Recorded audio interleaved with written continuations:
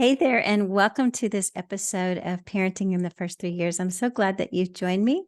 My name is Ann McKittrick, and I'm going to talk to you today about childcare. At the time of this recording, we have just finished a very important national conversation around the childcare cliff. And it all had to do with the funding, the budget funding and cuts and all of those kinds of things. And their threat was that 70,000 schools were going to close, that millions of children and families would be left without childcare suddenly. And it just brought up this really important conversation about childcare, the need for quality childcare for parents of young children. And so I just thought it would be good for us to talk about this today, to talk about what is childcare, why does it matter, why does it need to be addressed in such a strong way, what you can do as a parent to provide to find the very best centers and programs for your child, and then just some questions to ask as you are looking for this care. And so I come to you with a pretty broad range of experience in this field. My mother went to work when I was 7 years old as the first director of the childcare center at our church. And so I went to school with her all the time. I grew up being there as a child, then as a teenager working at the center. And then I went and got a degree in child development. And then I just have always worked in childcare centers. The bulk of my career has been spent in university and college settings in the childcare centers on campus and teaching students. And so currently I'm a trainer. I'm a national, I'm a state master level trainer. And I also have another business called Texas Childcare Training, where I train thousands of teachers online through my online courses each year. And then I do a whole lot of speaking. In fact, just the other day, I spent a full day with a group of around 25 teachers at an employee center. And so my finger is there on the pulse. I know what's going on in these schools, and I want to share that with you and share with you what your options are when it comes to childcare. So first, let's talk about what your options are. There's lots of different types of childcare. The one that is most common, especially with parents of young babies, is a sitter that comes into your home. And very often this might be a family member or somebody that's like a close friend who agrees to come and watch the baby for a little while until they get a little bit older to put them into a different type of program. So in-home care by just a personal friend or family member is one of the very first ways that most children get cared for. Another option is a nanny that comes into your home. And this is a person that is part of a larger system. They are, they have a governing agency that places them, or maybe they are individually certified as a nanny and in business for themselves. But there's just a little bit higher level of professionalism with a nanny. And it's a really great option for you if you can have a nanny come to your home and take care of your children in your own home. I know that feels very safe and comfortable for families to be able to have a nanny come into the home, but it's probably the most expensive childcare that there is, and not everybody has that option and that ability to do that. And so another option is a family day home. And where I live, we have licensed and registered family day homes. And a registered one is one that is registered. They're not governed quite as carefully as a licensed family day home. And so if you have the option, I want to encourage you to go for the licensed family day home, because that means that somebody's making sure that they are doing things well, that they are providing the very best care for your child. At the very least, they are following the state minimum standards for group care in your state.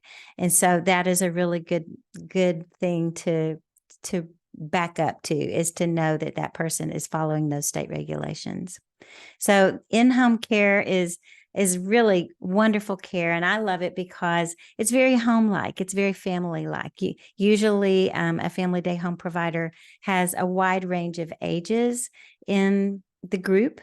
It's a smaller group, typically. I mean, some people actually open up their homes and get it licensed for a larger group, and they might have staff that come in, and that's like a center inside the home. But then a family day home is just, one person, maybe with an assistant, with usually a group of 8 children or less. And you might have anywhere from a 6-week-old baby to an 8-year-old child. And so it does feel a lot like a sibling group when you have kids like that, and you're in the comfort of somebody's home. And so excuse me, often sometimes those are in your neighborhood as well. And so I even spoke with somebody once who told me that she moved to the house that was for sale next door to her child care provider because they wanted to live right next door, and they loved her so much, and that was just how they were able to do it. So that's a really neat thing when you find somebody taking care of kids in their home that you can be that close to, and they can really become part of your family. So that's family day homes. And then another option is parent co-ops. And so this is, these can be very informal or formal co-ops. And this might even be something that you organize for yourself. Let's say you have 5 or 6 families. Between you, you've got a bunch of kids who need care, and you together hire somebody and find space and, create a way to do that. And of course, there are a lot of licensing regulations around this, and you would need to look into that for your where you live. But that's a really nice option. And usually with parent co-ops, each parent has a requirement of time that they spend with the group of children. You kind of trade off time, and that way, all the kids, what's going on. You get to see your child in that setting. It's a really cool way to do childcare if you have that option. So parent co-ops, look for those in your town or city if that sounds interesting to you. And then the last form of childcare is a childcare center, which is where the majority of families have their children in childcare. And so childcare centers, they range from really, really big, where they have hundreds and hundreds of children, to really, really small, privately owned schools where there might even just be 20 children. I've worked in schools where there was just 20 kids. I think we had 18. And that was a really fun place to work because we knew everybody. All the kids knew each other. All the staff knew all the parents. It was very personal. And so whatever you have available to you in your community is what you're going to use. And so those are the different types of care. And as I was describing those, I'm guessing that maybe 1 or 2 jumped out at you as that felt good to me. That's what I would like to have if I could have anything I wanted. And so if that's the case, I would just encourage you to do your due diligence and find that type of care wherever it is that you live, and see if you can't make that happen. So those are the types of care. The next thing I really would like for you to know about is anytime a school or a program or a family day home organizes and decides that they want to care for children and they want to have a high quality program, there are many levels of accreditation and certifications that they can get. And so I think it's good for you to know that there are national certifications or accreditations for several different types of childcare. And I'm just going to describe these to you real quickly. There's the National Association for Family Childcare. There's the National Early Childhood Program Accreditation. There's the National Association for Christian Schools. There's a National Association for After School. There's the National Association for the Education of Young Children. This is the one that I am a part of. I'm a NACCE accreditation consultant. I work with 5 different schools who are in the process of becoming accredited right now.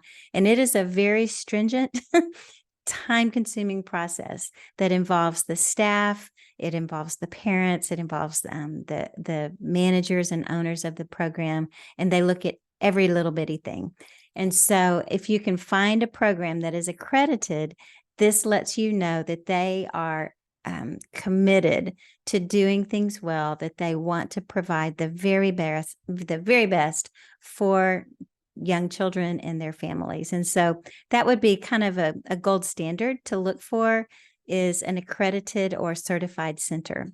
If it's one that I did not list just then, just research it. Make sure it's one that, that is on the up and up, and that is really a serious accreditation, one that is developmentally appropriate, that provides quality care for early childhood, and is, just doing a good job. So there's accreditations to look for, and then that would be top bar, kind of like the most expensive restaurant you can go to. And then there's the very bottom, and that would be the minimum standards. And every state in the United States, and I would expect that most places in the world have levels of standards that have to be met anytime you are caring for young children.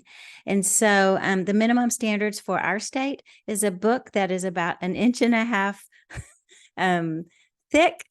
They are full of standards, and they tell you every little thing. It's just full of regulations. And these regulations are there to make sure that children are safe, and that staff are, doing the right things, and that no question is left unanswered. But they are minimum standards. And so if a school says, yeah, we meet the state regulations, you say, great. What else do you do? How do you go above the minimum? What are you doing to let me know that you know more than just the very minimum, or the base, base care that you can get? So those are accreditations and licenses and stuff. Another thing that you need to know about is the price. Childcare is very expensive. In fact, as a national average, the typical family spends about 10% of their income on childcare. That is a huge percentage of your money that goes towards childcare. And that, in our family, me being an early childhood educator, one thing that you need to know is we educators, especially early childhood, we don't make very much money. And so for me, it just didn't even make sense for me to go to work full time and put our 3 children, who were very close in age, in childcare, because I wouldn't have even made enough money to warrant the expense of the childcare. And so it is very expensive. And the question that you might be wondering is why? Why is it so expensive? It feels like you're paying so much money, hundreds of dollars a week maybe, for this childcare. Why is it so expensive? And so I'm just going to break down where that money goes, and then you can just be a little bit more informed, and it'll allow you to ask the right questions when you are looking for schools. But the first thing is rent. The building itself, not only does it require a certain amount of square feet per child inside the building, but there also has to be a certain amount of square feet per child outside in the playground. And so that kind of square footage, if you just do the math, it's expensive. There's also it's a very high risk business. The insurance rates and utilities for childcare are high. And so the average is about 16% of the cost goes for the rent or the lease and the utilities for the building. The classroom supplies take about 10% of the budget. There's just all those things that are needed every day, diapers and all of the things that we have to have, crayons and paint and cleaning stuff, and the toys that you have to have in a childcare center are extremely expensive because they have to be the highest quality. Just take a look through some catalogs at the price of a bookshelf. The one bookshelf in a childcare room is just very, very expensive. It's much more expensive than what you might have in your home. And so the cost of materials and equipment and supplies, that is very high, 10% of the budget. The office and administrative costs, they're very high. That's about 5% of the budget. And so, there's a lot of paperwork that has to be done. That big, thick book of regulations that has to be followed. Most of those regulations require some sort of file. And so there's got to be somebody who not only is making sure that all of these regulations are being followed and documented, but also they need to be, just very, very organized, because those drop-in visits can come at any given time. And And then the biggest expense in childcare is labor. And the average is 60 to 75% of the budget goes towards salary, benefits, taxes, training, and all of the cost of hiring a teacher. When I was a director of a childcare center, and this was at a university, and so our building and utilities, we didn't even have to pay for those. And that was, supplied by the university. But 85% of the dollars that we brought in went towards our labor cost because we had degreed teachers, and we also provided benefits, which is what everybody who works needs to have.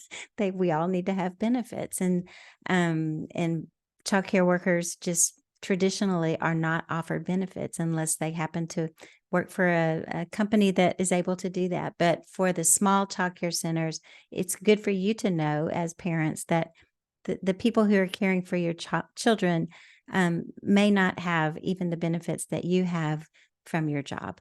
And so this is a push right now in the state legislatures and this kind of thing. I know in Texas, we've got a grant right now that is providing some insurance benefits for those childcare providers or those professionals who are not working in a district or a program that provides the benefits.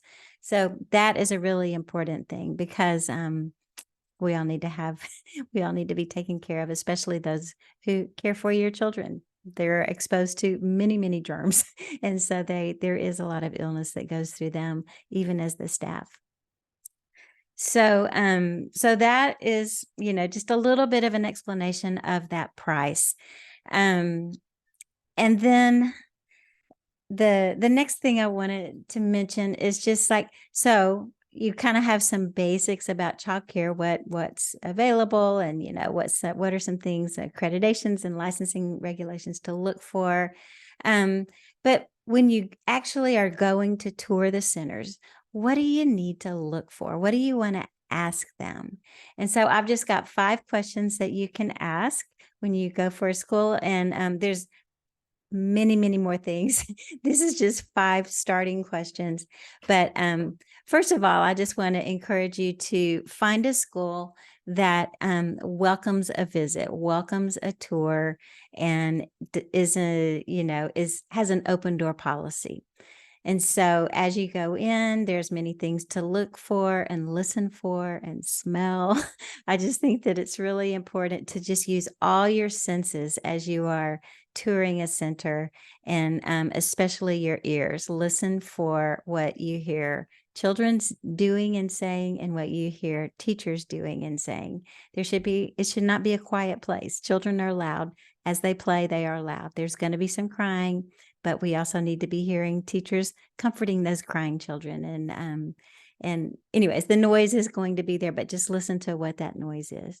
So here are 5 questions that you can ask a child care provider, whether this is a sitter who's coming to your home, a nanny, or a family day home provider, or maybe even these other families that you start this co-op with, or a child care center. Ask, what's your experience working with children?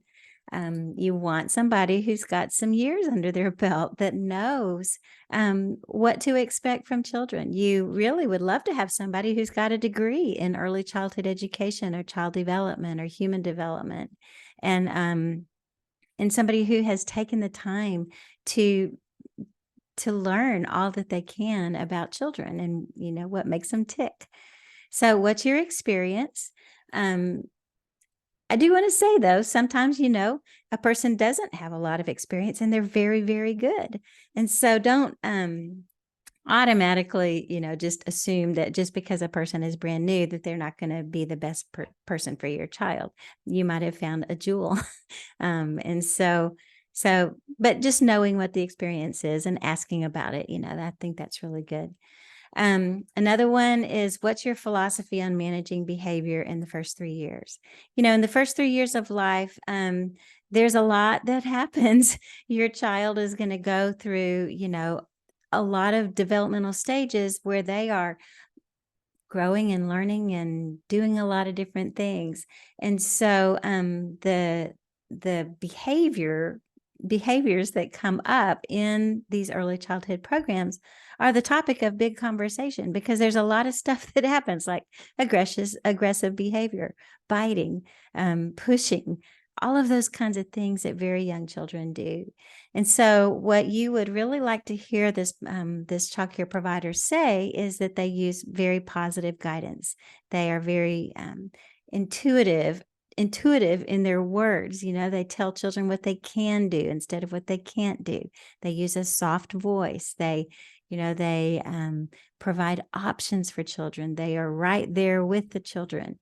When I was doing my training the other day, we were talking about how when you're out on the playground with a bunch of 3-year-olds, you have to be right there where they are playing. It's a real big difference between going out on the playground with a bunch of 7-year-olds, where you can let them go across to the other side of the playground and be playing and watching them. But with 3-year-olds, you need to be right there with them. You need to be right there in the sandbox with them, right there by the play structures, where you are there to intervene as quickly as you need to. But anyways, positive guidance. The other one is the environment itself. The environment should be the behavior manager. The environment should be one that is child-centered, child friendly. It's, there's nothing that a child can get into. The environment itself should kind of tell the child where to go. There should be toys right out there at their level. There should be some baskets where the toys go to clean up. The environment in itself should tell children how to be and kind of, control their behavior in this way. There's also redirection. Infants and toddlers especially can just be redirected very easily and distracted away from something, like a conflict with another child or a scuffle over a toy, all of those kinds of things. Usually it just takes, hey, look at this over here. And you can kind of diffuse it without having to get into this big conflict resolution thing. And then I think it's really important that just basic child developmental milestones be top of mind in managing behavior, so that the caregivers, the educators have very realistic expectations of what should be happening in that classroom with that age children. So find out what that philosophy is. Ask them some good questions and make sure that it feels good to you in your gut, because you have your own ideas about how you want your child to be spoken to, how you want these things to be dealt with. And so just make sure that it's a good match for you and for your family. Another question is, what's the daily routine? It should be very much the same each day. Children need routine. They need a good schedule. They need to know what's going to happen next. They need to know that you're going to come pick them up after afternoon snack or whenever it is throughout the day. And that way they themselves can learn to kind of regulate themselves and their thinking around just the routine. We all know what happens when we take our kids off routine, and we know how good it is when they are on a good routine of sleeping and eating at the same time each day and going outside at the same time each day and just doing these same activities that are very predictable. Not so predictable they're boring, but predictable, because young children need this kind of stability. They need that. It helps them feel safe and secure. The next question you might ask is, are you accredited? And are you headed towards accreditation if they're not accredited? Do you know about accreditation? And so just asking that question will give you an idea of where that person's head is as far as quality care goes, and just give you an indicator. Doesn't mean that everybody has to be accredited. I mean, there's the percentage of schools that are accredited is small. Most schools are not, but it's a great question to ask, and it might be a good goal for you, for your selection. And then the last thing is just knowing about their policies. What's the sick policy? What's the biting policy? What's your staff turnover? What is your hiring policies? All of those kind of things. Just ask all those good questions to find out, what's going to happen if you're child has a runny nose and it just won't go away. If it's, children have 12 colds a year on average. And so are they going to ask you to keep your kid home every time they have a runny nose? If that's the case, then you just need to know that in advance and see if you can work that with your life or not. So anyways, just knowing what their policies are and getting all of the information that you can. Ask them, what have I forgotten to ask you? Ask them to tell you the things that you haven't known to ask, and to give you as much information as possible. So those are the things that you would ask as you are interviewing and looking for your childcare. And I just want to, kind of wrap it up by saying that these first 6 years, these years of early childhood, are extremely important in your child's growth and development. And just by age 6, by the time your child goes to first grade, their brain is already 95% of its adult size.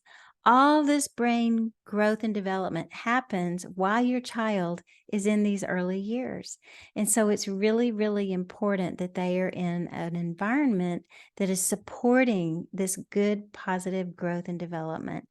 And another thing that I think, just needs to be thrown out there and put into the mix is that the attachment and the trust that happens in the first couple of years of life, this is the foundation for your child's emotional and social development. It's the foundation for how they are going to manage themselves with other people, how they're going to manage their emotions later on in life. And so it really is important that who's with your child each day is promoting this attachment and that is trustworthy and is giving them a safe and secure place all day. And that you, with your home environment, are very, very closely related and integrated with the school. The homeschool connection is so extremely important. It's just as important, just how we, as grown-ups, we think about work all the time. Well, all those hours that you spend at work, that's the number of hours that your child is spending in childcare. And they probably, in their little brains in some way or another, are spending the same amount of time thinking about it. And so, anyways, I hope that this is helpful. If you have any questions about childcare, you can email me at ann@nurturednoggins.com. I would be more than happy to continue this conversation with you individually. You can always go to nauyc.org. They have a lot of really great information for parents. There are other great websites that can direct you. I'm going to put a list of several different links of places where you can go that you can learn about childcare, about how to find good childcare, and just, to inform yourself so that you can make the very best decision for your child. But I do want to say this, that daycare or childcare it's very, very helpful for your child, and finding the right fit for you all is really, the most important thing. But I have just seen children flourish and grow and be so happy in childcare. And so I just encourage you to find the very best thing for your child. So I hope that helps. And if you have any questions at all, you can just give me a holler. I'd be more than happy to talk with you. That's it for now. Thank you. Bye-bye.